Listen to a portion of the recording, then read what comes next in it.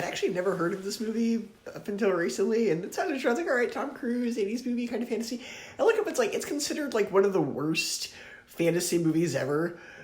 And I don't get why that is. And I get that there's two versions of this movie, but I'm honestly not sure which version it was that I watched. So whichever version is available there, I assume it's I assume it's like the extended version, because that's kind of like what George Lucas did with Star Wars, where like these are the superior versions. I assume Peter Jackson only ever wants the extended cut to exist now, but I don't know. So I'm coming from whichever version of it is that I rented. So I have no idea if I'm reviewing it theatrically or extended, but either way, this movie is so 80s.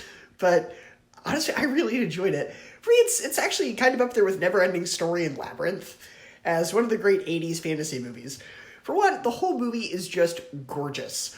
Watching this, I felt swept away into this fairy tale, this magical land of fantasy creatures, and the story is the very classic fairy tale of rescuing the princess from the villain, who, by the way, is played by Tim Curry. The villain is played by Tim Curry, so that's always a plus.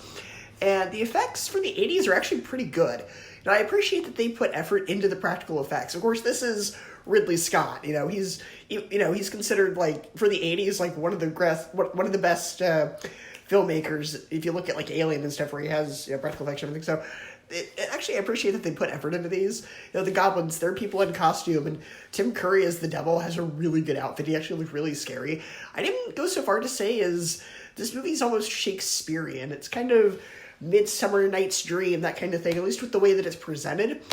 Now, some of the acting could be a little over the top sometimes, but it was the 80s. 80s fantasy movies were all kind of like that.